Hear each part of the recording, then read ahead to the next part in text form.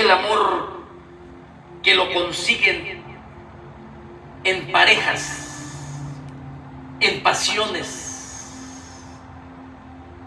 que es carnal, el eros. O quizás el hombre puede conocer el amor filial, que viene siendo como simil al afecto fraternal. Un amor hacia nuestro padre, hacia nuestra madre o hacia nuestros hermanos en Cristo, filial. Pero el amor de Dios que ha sido derramado en vuestros corazones, hermano mío, ese amor es fruto del Espíritu Santo. Por eso en Gálatas dice, mas el fruto del Espíritu, el primero dice, es amor, es benignidad, es paciencia, es fe, es templanza, es mansedumbre, es benignidad, y empieza a darnos una lista como la mansedumbre y todo lo demás. Cuán importante es estar seguros y firmes en lo que nosotros hemos creído.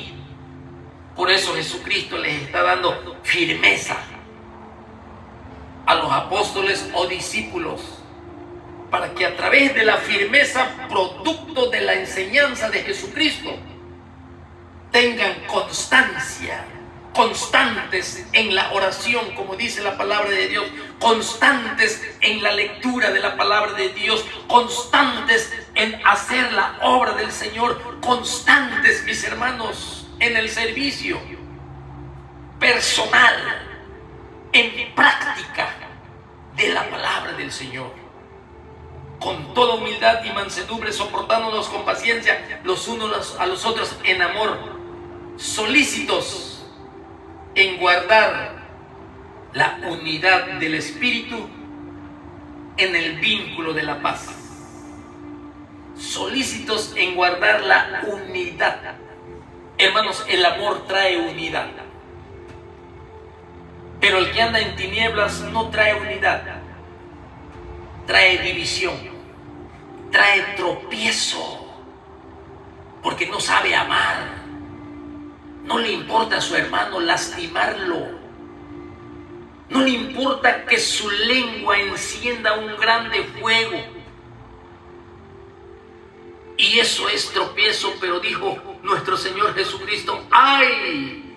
Lamento y dolor y tristeza para la vida de aquel en la cual viene el tropiezo.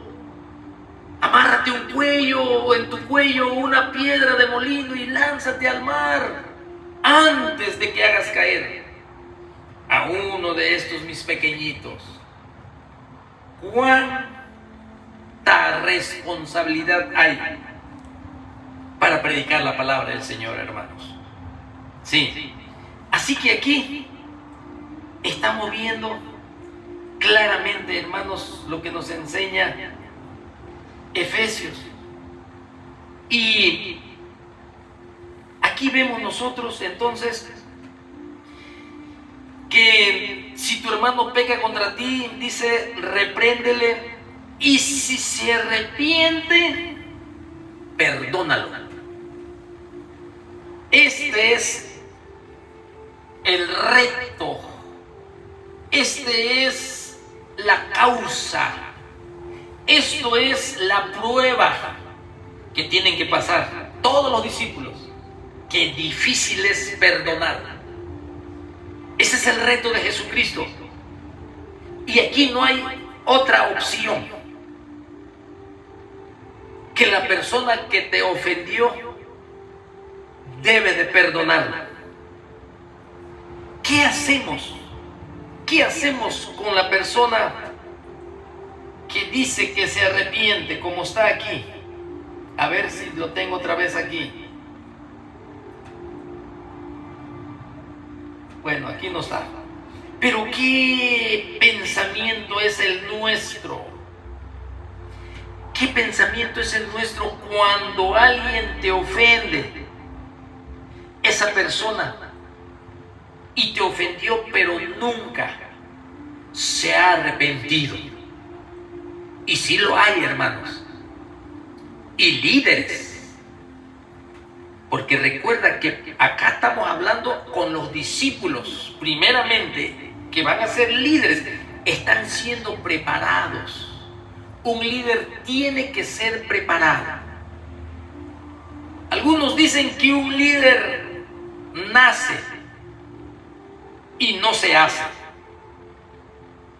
Otros dicen que el líder se forma y no nace. Pero aquí Jesucristo está formando líderes. Líderes que van a tratar con ovejas. Líderes que tienen que ser preparados, no cualquiera. Que no le importe las almas. Que sean duros, crueles con la lengua y hace tropezar. Juicios se están trayendo sobre ellos, tarde que temprano, si no se arrepienten. Es mejor que pidan perdón a cada uno de los que ha ofendido. Y aquí, si no se arrepiente, ¿qué pasa? ¿Los perdonamos si no se arrepienten? Aunque la relación no se puede restaurar, nosotros tenemos que aprender a elegir, a perdonar por nuestra parte. Aunque no vengan a pedir perdón, nosotros debemos de tener un corazón perdonador. Porque así es el corazón de nuestro Señor Jesucristo. Aunque no nos pidan perdón. Porque muchos que no fueron formados para este servicio glorioso de tratar con la gente, con las almas, con las ovejas, y no saben perdonar, ellos no entienden el corazón de nuestro Señor Jesucristo, que Él nos perdonó a nosotros. Él no le importó que aún siendo enemigos, que aún siendo pecadores, que aún siendo réprobos, Él dio su vida por nosotros. Él todo lo soportó por nosotros. Él fue al monte Calvario por nosotros. A pesar de las torturas crueles y horrendas sobre su cuerpo físico y sobre la parte espiritual, aún nosotros siendo enemigos, Él así nos amó, así nos perdonó. Esa iluminación del glorioso evangelio de Jesucristo, en la cual viene el perdón de nuestros pecados, cuando lo entendemos claramente y vivimos ese perdón de nuestro Señor Jesucristo, no queda duda, estamos capacitados para perdonar a nuestros hermanos. Pero quizás, si no perdonan, es porque aún todavía no está muy claro lo que Cristo hizo en la cruz, también por ellos.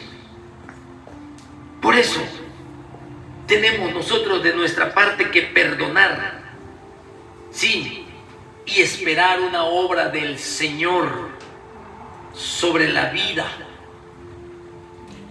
para una restauración de una relación. Ahora el Señor lo pone aún más difícil, pero que no es imposible.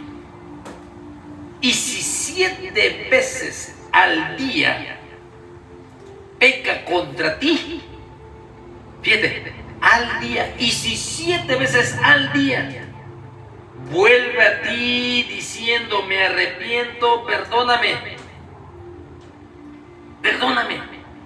7 veces al día, hermanos, tenemos que aprender a perdonar 7 veces. O sea, a nosotros, aquí Jesucristo está indicando que no se nos permite juzgar el arrepentimiento de nuestros hermanos. Aunque veamos nosotros que es un arrepentimiento falso, que es un arrepentimiento como el de Faraón, que es un arrepentimiento simulado, porque muchos simulan. No nos toca a nosotros juzgar su arrepentimiento, porque dice el Señor 7 veces. Cuando dice 7 veces, hermano, 7 veces, ¿sí? Quiere decir que en realidad, si ellos no fueron sinceros, eso es un asunto entre el Señor y ellos. Pero tú no enfermes tu hombre interior y no venga amargura en ti por causa de alguien que siempre está de tropiezo sobre la vida de las personas. Así que Jesucristo aquí aún manda a perdonar y a restaurarlos, aunque sea repetitivo. Así que no tenemos que despreciar a nuestros hermanos si vemos nosotros que no hay un arrepentimiento verdadero. 7 veces. Y si 7 veces al día pecare contra ti, y 7 veces al día volviera a ti diciendo me arrepiento, dice el Señor, perdónale. ¡Qué corazón del Cordero de Dios que quita nuestro pecado! Por algo dicen los eruditos que nuestro Señor Jesucristo, como dice Juan, el discípulo amado, que vieron su gloria como el unigénito del Padre, lleno, pero lleno y rebosando de gracia, rebosando de verdad, rebosando y lleno de bendición, que se podía palpar a través de la mirada del Cordero de Dios, una mirada de compasión, una mirada de amor, una mirada hacia el pecador perdido, un corazón perdonador.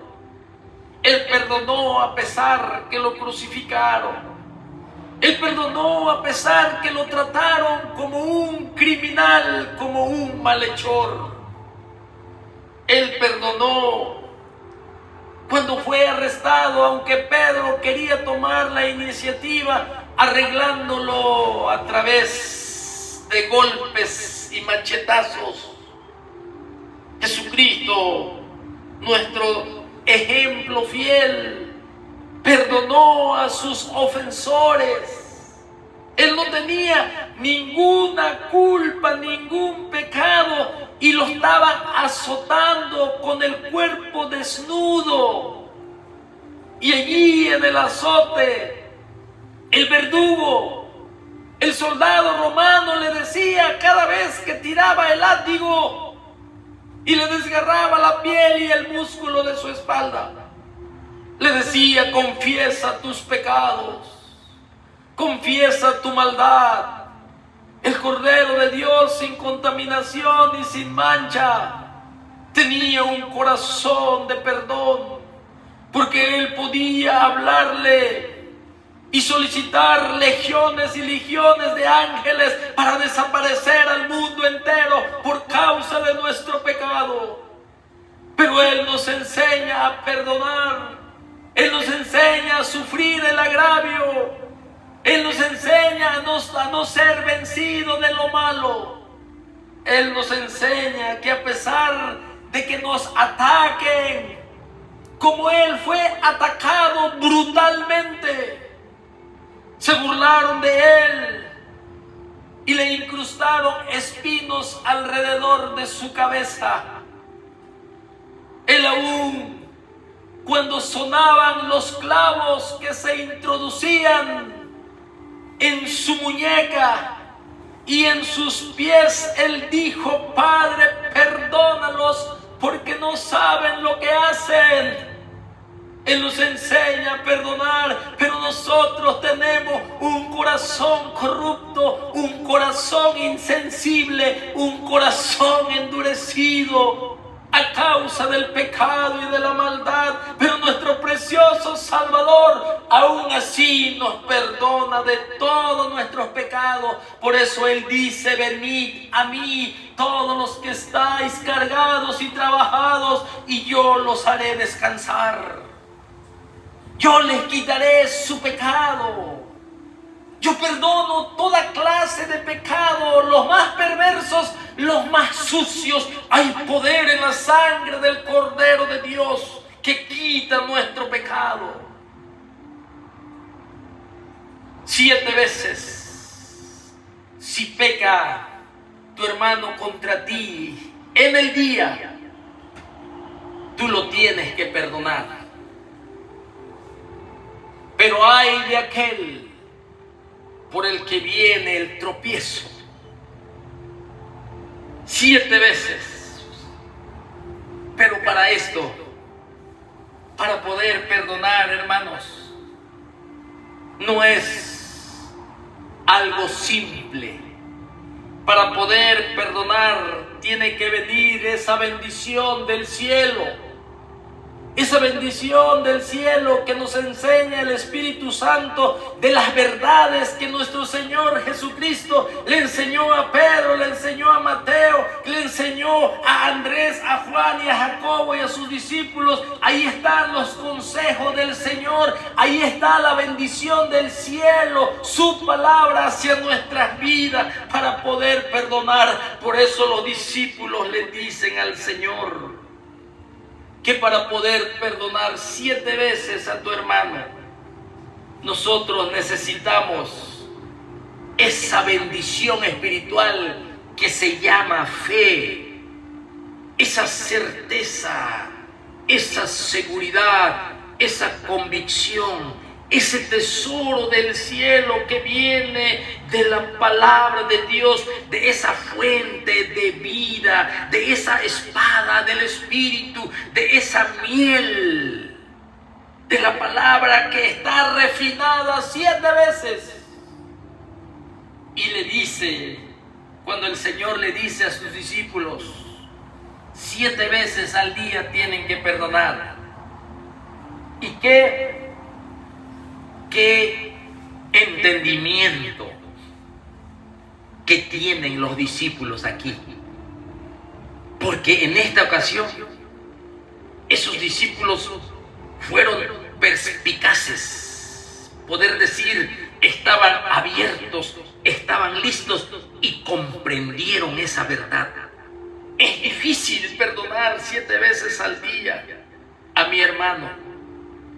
Y luego ellos reconocieron que se necesita esa bendición de lo alto, producto de un caminar con el Señor, producto de una comunión en el Espíritu, producto de estar siempre en el lugar santísimo, alimentando mi alma, renovando mi mente y transformándome, desechando el viejo hombre. Lo que necesitamos es una fe, y por eso los discípulos dijeron: Señor, aumentanos la fe. Dijeron sus discípulos en el versículo 5 al 6, dijeron los apóstoles al Señor cuando escucharon esto difícil de hacer, de perdonar 7 veces al día a su hermano, dijeron: aumentanos la fe. Entonces el Señor dijo: si tuvieres fe como un grano de mostaza, podráis decir a este sicómoro: desarráigate y plántate en el mar, y os obedecería. Mira cómo el Señor intercambia su enseñanza a través de una similitud, de algo que sabemos que no va a ocurrir, que un árbol no se va a desarraigar y va a ir al mar, pero está tomando una similitud, una ilustración para poder entender esto que es muy difícil en estos tiempos, en donde el cristianismo está tibio, donde el cristiano está frío, donde el cristiano se siente autosuficiente y creemos que estamos bien, aunque no leemos la palabra de Dios, aunque no nos dedicamos a la oración, aunque no estamos involucrados en la obra del Señor y pensamos que estamos bien. Y está muy de moda en estos días. Decláralo. Decláralo. Decláralo que vas a ser un hombre de fe. Yo no puedo con una declaración simple de mis labios, de esa bendición del cielo que proviene de la obediencia de este libro. Es imposible con una ligera declaración que mis hijos van a ser salvos si yo no consagro mi vida, si yo no hago guerra espiritual, si yo no vivo el cristianismo, si yo no consagro mi vida. Es imposible que mis hijos sean salvos, porque yo tengo que ser un intercesor. El Espíritu Santo tiene que edificar la casa, tiene que edificar mi vida, tiene que darme firmeza, tiene que darme constancia, tiene que darme crecimiento. Yo soy el encargado de ellos a través del Espíritu Santo para ellos. No es decláralo. Está muy de moda hoy en día, nada más decláralo. Declaro que mi familia va a ser salvo. Y estás perdiendo el tiempo en Netflix por más de 3 horas todos los días, en YouTube mirando allí fábulas y cuentos y vanidades ilusorias. Y no entras en el secreto del Señor, no derramas lágrimas por la salvación del alma de tus seres queridos. Ese decláralo no sirve. Con todo respeto te lo digo. Aquí, aumentanos la fe. ¿Cómo aumentanos la fe? Este trabajo de perdonar ofensas a los hombres, el Señor Jesucristo dice que tiene que ser de continuo. Por eso dice 7 veces. Tiene que ser algo continuo el perdón. ¿Sí? Parece tan difícil hasta para los mismos discípulos, porque mira cómo le contestan al Señor: aumentanos la fe. Y el Señor les dice: si tuvieres fe como un grano de mostaza, sí, si tuvieras fe, al usar la palabra como, sí, es usando una metáfora, como un grano de mostaza. Nosotros sabemos que el grano de mostaza es un grano muy pequeño. Pero ¿qué quiere decir nuestro Señor Jesucristo aquí? ¿Qué quiere decir aquí cuando dice que si tuvieras fe como un grano de mostaza, tú le vas a decir a un árbol de sicómoro: desarráigate y plántate en el mar? El Señor está diciendo que ese grano de mostaza tiene mucho que ver con el tipo de fe que tú tienes, no con la cantidad de fe. No la cantidad de fe. ¿Qué tipo de fe? Como un grano de mostaza de ese tipo, pequeñito. ¿Qué tipo de fe tú tienes? ¿De dónde proviene tu fe? La verdadera fe tiene nacimiento, la verdadera fe tiene una fuente, la verdadera fe tiene un dueño, tiene un autor, y el autor de la fe es nuestro Señor Jesucristo. Él es el autor de la fe. Por eso, hermanos, el Señor les indica aquí, les está diciendo a sus apóstoles: ¿qué tipo de fe tienen ustedes?